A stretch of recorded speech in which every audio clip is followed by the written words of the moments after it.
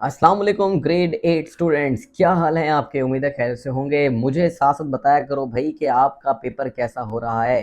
क्या सही हो रहा है? सही करके आते हो? याद करते हो? नहीं याद करते हो? कितना हद तक पढ़ते हो? कुछ ना कुछ मुझे ज़रूर कमेंट बॉक्स में बताया करो ताकि मुझे अंदाज़ा हो कि आप किस तरह से तैयारी कर रहे हो और क्या मैं आपकी मदद कर सकता हूँ।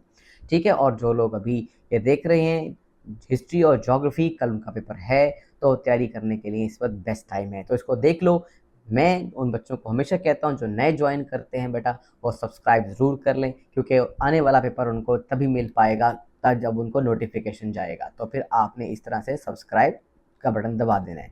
अच्छा जी, और फिर आपको नोटिफिकेशन मिलेगा। आप क्या करोगे ये बताता हूँ मैं आपको, ठीक है। और इससे पहले ये भी बता दूँ कि बेटा हमारे पास दोनों पेपर होते हैं, उर्दू भी और इंग्लिश मीडियम भी, ठीक है। तेरा इंग्लिश मीडियम को पढ़ना मुश्किल होता है, इसलिए इसके साथ समझा दिया जाता है। उर्दू मीडियम के भी सेम टू सेम सवाल के जवाब होते हैं, वही ABCD, वही ऑप्शन सेम टू सेम होते हैं। तो दोनों पेपर करेंगे, लेकिन फिलहाल इंग्लिश के साथ मैं कर रहा हूँ और साथ तर्जमा भी कर दूंगा और समझा दूंगा। और जो बच्चे नए ज्वाइन कर रहे हैं उनको ये वाली बात मैं बता दूं, हमारा करने का तरीका ये होता है कि मैं आपको सवाल बताता हूँ, साथ साथ जवाब बताता हूँ।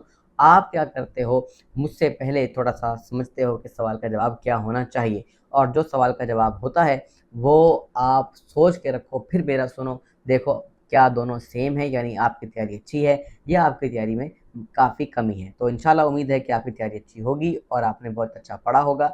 मैं दुआ गो हूँ कि आपके लिए बेहतरीन नंबर आए, आपको बेहतरीन सक्सेस मिले, ठीक है। और इंशाल्लाह लिखो कमेंट बॉक्स में, इंशाल्लाह ज़रूर लिखा करो, ठीक है, ताकि आपको थोड़ा सा ज़रा एनर्जी मिल जाए। एनर्जी मिलती है तो फिर आप ज़्यादा अच्छा काम करते हो, ठीक है जी। चलो चलते हैं अपने क्वेश्चंस की तरफ। पहला क्वेश्चन हम नोट करते हैं, क्या क्वेश्चन कहता है। तो मेरे बोलने से पहले आपने जवाब देना है, और अगर आपको थोड़ा सा वक्त चाहिए तो वीडियो को पॉज कर लेना, रोक लेना, और फिर जवाब देकर सुनना क्या जवाब होना चाहिए। The major contribution to the ocean pollution, भाई जो समुद्री आलूदगी है उसमें सबसे ज़्यादा कौन आलूदगी का बायस बनता है। तो उसका जवाब आपके पास आ रहा है सी, इंडस्ट्रियल वेस्ट। बड़े बड़े कारखाने, फैक्ट्रियाँ अपना जो वेस्ट होता है वो पानी में डाल देती हैं, और वो बहकर दरियाओं और समुद्रों तक पहुंच जाता है, जिसकी वजह से बहुत सारी आलूदगी पैदा होती है।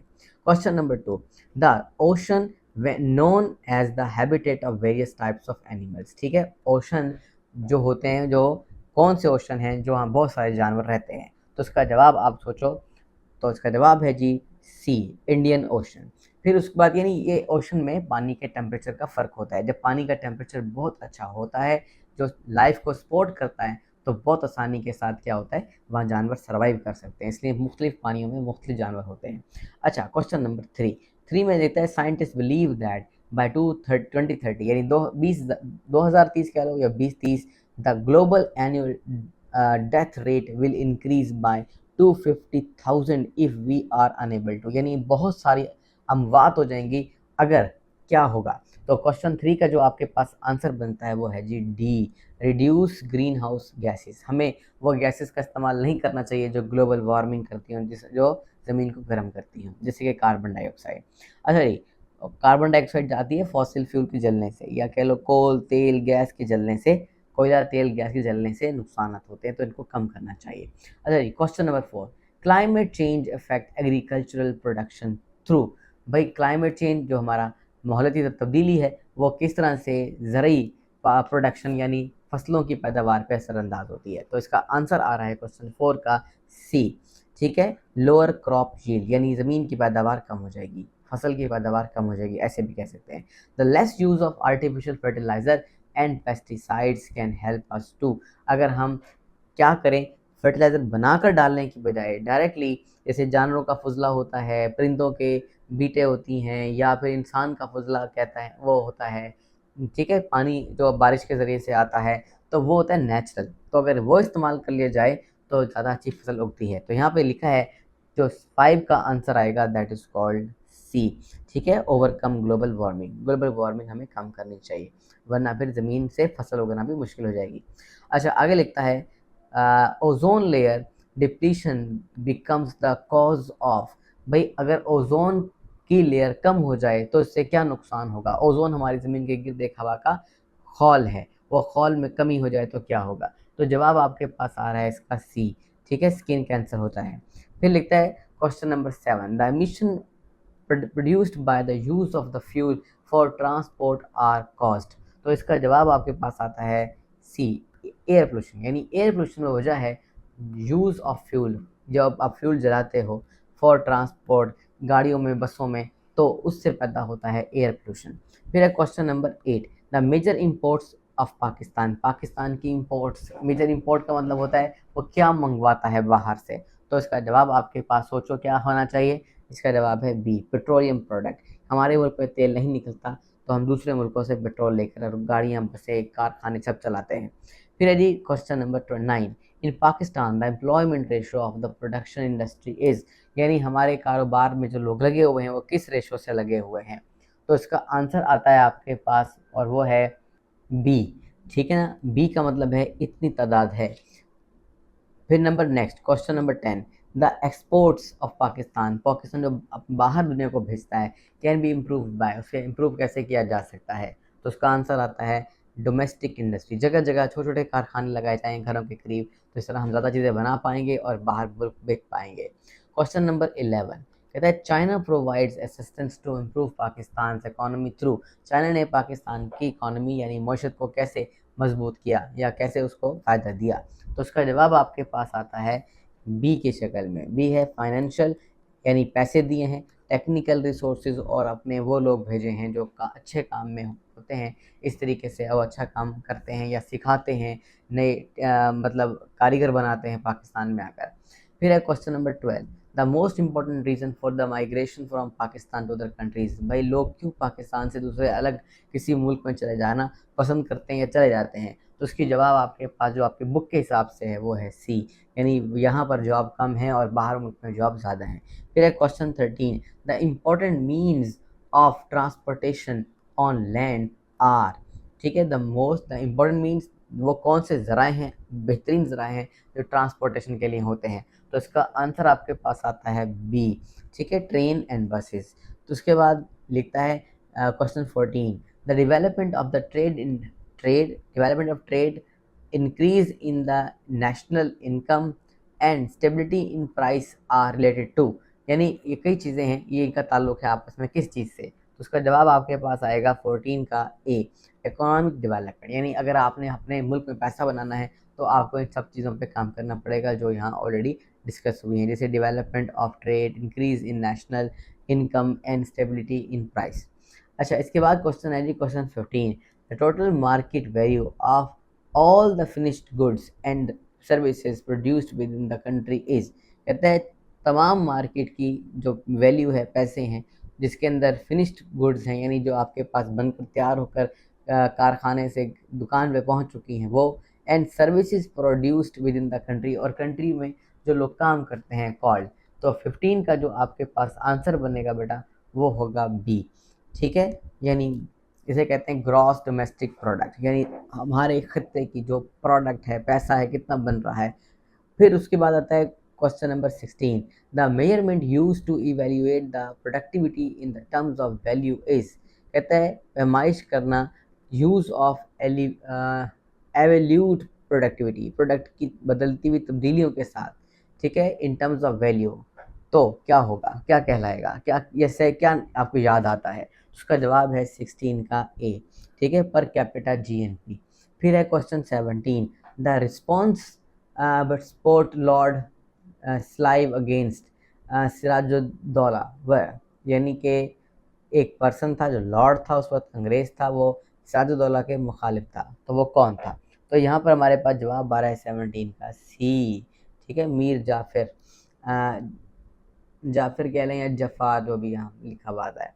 फिर है जी question number 18, the context of the doctrine of lapse introduced by the Lord Dalhousie in 1852। तो इसका आंसर आ रहा है 18 का आपके पास सी, कंसोलिडेट, यानी जुड़ा हुआ ब्रिटिश कंट्रोल ओवर इंडिया, यानी उस वक्त इंडिया पर ब्रिटिश का कंट्रोल था, तो उस वक्त हमारे पास क्या था, डॉक्ट्राइन ऑफ लैप्स, ये इंट्रोड्यूस करवाया गया था कि इस तरीके से हमें चलना चाहिए।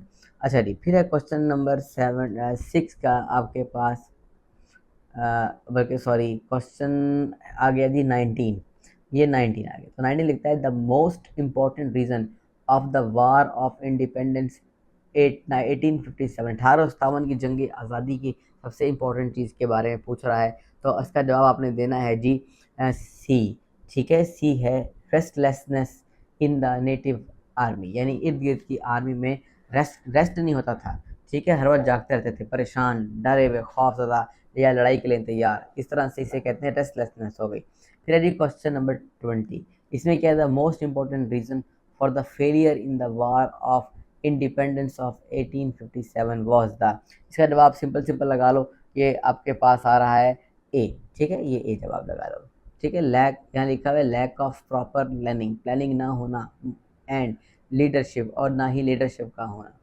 फिर इसकी वजह से लोग जो हैं वो हार मान जाते हैं और सवाल रह जाता है। अच्छा जी, फिर है question number 21, the starting point for Germany's entry into the world war 1 में जर्मनी किस तरह से आया, स्टार्टिंग कैसे हुई, तो उसका जवाब आपके पास है ए। ठीक है, अटैक ऑफ बेल्जियम पे अटैक होता है इस वजह से।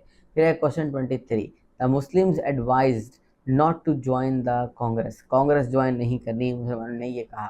ठीक है, जिसमें मोहम्मद अली जिन्ना शामिल थे। अच्छा जी, फिर वो चलो हम जवाब देखते हैं। 23 का आपके पास जवाब आता है डी है सर सैयद अहमद ख़ान, यानी वो मुस्लिम एडवाइज नॉट टू ज्वाइन, यानी जिन्होंने ये कहा कि आपने कांग्रेस ज्वाइन नहीं करनी, तो वो कौन थे, सर सैयद अहमद ख़ान। फिर यदि क्वेश्चन नंबर यहाँ पर मेरा ख्याल से 22 रह गया, ये भी कर लेते हैं। अक्टूबर 1914 रशियन फ्लीट, यानी रशियन आर्मी का छोटा सा एक मैंने 2-4 या 7-8 लोगों का एक group, which was in the Black Sea attack by the, जो ब्लैक सी में था उस पर अटैक किसने किया, तो जवाब है 22 का ए मतलब ऑटोमन या सल्तनत उस्मानिया ने उनके ऊपर क्या किया, समझ लो हमला किया। फिर है क्वेश्चन नंबर 24, कहते हैं the basic purpose of establishing the Indian National Congress was to, basic purpose of establishing the Indian National Congress क्यों बना, इसका क्या इसकी वजह थी, तो आपके पास 24 का जो आंसर है वो है ए। ठीक है, evolve a sense of nation wide, यानी एक मुल्क में कई मुख्तलिफ लोगों का मिलकर साथ रहना का तरीकाकार सीखा जाता है इसे। अच्छा, आगे लिखता है question number 25, the result of the Swadesh, बल्कि लिखा है Swadeshi movement in Bengal is was, तो इसका आंसर आता है 25 का बी, तो ये आपके पास आ गया। फिर उसके बाद आता है 26, the major outcomes of the Shimla deputation in 1906 was, तो ये हमारा एक क्या था, एक तरह का शिमला वायदा हुआ था, तो इसके बारे में क्या लिखता है, तो ऑप्शन आ रही है 26 की B, formation of al Madina Muslim League, तो एक ये यहाँ पे इस तरह की जमात बनी। फिर है 27, कहते हैं the agenda of the all India students federation, ठीक है, जिसे कहते हैं AISF, meeting held on December 20 and 1940 was to, तो इसका जवाब आता है 27 का आपके पास बी। ठीक है, फिर है क्वेश्चन नंबर 28 में लिखा है in history and ideal period of the Hindu Muslim unity, जब हिंदू मुसलमान इकट्ठे थे तो वो कब का वक्त था, तो उसका जवाब आपके पास आता है बी, तो ये आपके पास खिलाफत मूवमेंट में, यानी खिलाफत मूवमेंट बनी थी, उसमें इंडियन और मुसलमान, इंडिया में रहने वाले मुसलमान और हिंदू साथ चले थे। अच्छा, फिर यदि question 29, the main purpose of the Pirpur committee was to, क्या काम था इस कमेटी का, तो इसका जवाब आपके पास आता है डी। ठीक है, summarise the Congress ministers anti Muslim etcetera. और फिर है क्वेश्चन नंबर 30, क्वेश्चन नंबर 30 में कहता है at the time of partition, यानी जब अलहदगी हुई थी इसे इंडिया और इसे पाकिस्तान और बांग्लादेश की, the majority of the population in Kashmir was, ठीक है, या इसी तरह से कश्मीर भी अलहदा हुआ था, तो कुछ कश्मीर पाकिस्तान की तरफ है और कुछ इंडिया की तरफ है, जो पाकिस्तान में है उसको, या जो इंडिया में है उसको हम क्या कहते हैं, मकबूजा बोलते हैं, और इस तरह जो हमारे पास है उनको इंडियन मकबूजा बोलते हैं। अच्छा डी, इसमें क्या कहा, तो 30 का जो आपके पास आंसर आ रहा है वो आ रहा है डी। ठीक है, यानी कश्मीर में ज़्यादातर पाकिस्तानी अपना मुस्लिम रहते हैं, ये आप याद कर लो। फिर है question 31, the major inclusion of the Gurdaspur, जो हमारे पाकिस्तान में एक राहदारी खोली गई, and Firozpur district in India prove to be the origin of, वहाँ पे सिख रहते हैं ना जो पाकिस्तान में आते हैं। तो 31 का जो आंसर आता है वो हमारे पास आता है बी, कश्मीर इशू है ये। और फिर लिखता है क्वेश्चन नंबर 32, तो 32 का जो क्वेश्चन का आंसर है वो बनता है ए। ठीक है, ये आप खुद देखिएगा और बनाकर देखिएगा, शायद आपको इजीली आ जाए। इसके बाद आते हैं हिस्सा इंशाइया की तरफ। यहाँ पर आपके पास क्वेश्चन 33, 34, 35, 36, 37 है और हर किसी के अंदर ही दो दो पार्ट मौजूद हैं। ठीक है, तो अब आपने क्या करना है, अब हमने ये करना है, पहले तो आप ये देखो कि ये आपके पास उर्दू का पेपर है, इसको एक दफ़ा देख लो ताकि कोई गलती वगैरह हो तो आपको समझ आ जाएगी। बाकी जो ABCD है वो बिल्कुल सेम टू सेम लगानी है, कोई तब्दीली इसमें नहीं करनी। ठीक है, इसको मैं दिखा रहा हूँ, आप इसका स्क्रीनशॉट ले लें ताकि आपको याद हो जाए, होना शुरू हो जाए। तो अभी सवाल आ गए। ठीक है, अब इन सवालों के हमने जवाब देने हैं, तो जवाब हम कैसे देंगे। हाँ जी, जो हमारे पास पहला सवाल है 33, ये इसका सवाल है। इस सवाल का जवाब आपने कैसे लिखना है, यहाँ से लेकर यहाँ तक। ठीक है, और इसके बाद अगला पैराग्राफ भी लिखना है, यहाँ से लेकर यहाँ तक। फिर इसके बाद एक और क्वेश्चन आ रहा है, ये क्वेश्चन यहाँ पर ख़त्म होता है, सवाल 5 नंबर का सवाल है और यहाँ से शुरू होता है जवाब। और जवाब शुरू कर, बल्कि जवाब आप शुरू करो यहाँ से, ये आपके पास जवाब यहाँ से शुरू होगा और शुरू हो जाने के बाद यहाँ तक ख़त्म होगा। तो इस तरीके से आपने सवाल का जवाब लिखना है। फिर 34 साल आता है। इस क्वेश्चन के अंदर देखा जाए तो आपके पास एक सवाल है 5 नंबर का और फिर उसके बाद यहाँ से लेकर यहाँ तक जवाब दिया गया है। फिर एक सवाल आ जाता है, इस सवाल में फिर 5 नंबर है और आगे चलते हैं और चलने के बाद एक पैराग्राफ यहाँ पर मौजूद है। इस पैराग्राफ को छोड़कर जहाँ लिखा है नमूने का जवाब, यहाँ से शुरू करें और यह ख़त्म करें, ये आपका जवाब लिखा जाएगा। फिर उसके बाद क्वेश्चन नंबर 35 आ जाता है। 35 को अगर गौर से देखें तो क्या है, तो यहाँ पर सबसे पहले सवाल है कि भाई आमदोरफ्त पर इन्हिसार की वजाहत कीजिए। अच्छा, अब जवाब क्या है, जवाब यहाँ से लिखेंगे, नमूने का जवाब यहाँ से शुरू करके यहाँ तक लिख देंगे आखिर तक। इस तरीके से आपके पास सवाल का जवाब बन जाएगा। फिर एक और क्वेश्चन आता है, जदीद टेक्नोलॉजी की अहम जड़ें क्या हैं, वाज़ेह करें। तो आपने इसके अंदर यहाँ से लेकर यहाँ तक लिख देना है। जितने सवाल आपको याद हों उतना आपको बेहतर आ जाएगा जवाब देना। फिर आता है जी क्वेश्चन नंबर 36। 36 में प्लासी की लड़ाई में अहम वाक़यात बताएंगे। ठीक है, तो इसके अंदर आपने क्या करना है, जो जवाब है यहाँ से शुरू करना है, प्लासी की जंग, और फिर यहाँ तक पहुँच जाना है और इस तरह सब कुछ यहाँ पर ही पता लग जाएगा। फिर आगे चलते हैं, question number sir Syed Ahmad Khan की तालीमी खिदमत लिखें। तो ये 5 इसमें तालीमी खिदमत लिखें, अच्छी बात है। तो इसमें लिखा है, ये चेक करने का तरीका है, लेकिन सवाल का जवाब जो आपके पास होना चाहिए वो आना चाहिए नमूने का जवाब, यानी कि इसके बाद से सर सैयद अहमद ख़ान की तालीम से शुरू कर और आखिर में ख़त्म करना है आपने बेटा यहाँ तक। फिर आ जाए नेक्स्ट के अंदर। नेक्स्ट क्वेश्चन 37 है। 37 में आपने क्या करना है, नमूने का जवाब यहाँ से शुरू करना है और आखिर तक इसे लेके चलना है। फिर उसके बाद एक और सवाल आता है, 73 के आइन के इस्लामी दफ़ात लिखें। तो बेटा ये सिंपल सा सवाल है, एक रट्टा लगाया हुआ होगा आपने, तो अगर नहीं भी लगाया तो यहाँ से लेकर यहाँ तक याद कर लो, आसान सवाल बन जाएगा। ठीक है, तो ये सारे सवाल और उनके जवाब मैंने बता दिए और उम्मीद है कि आपके जवाब समझ में आ गए होंगे।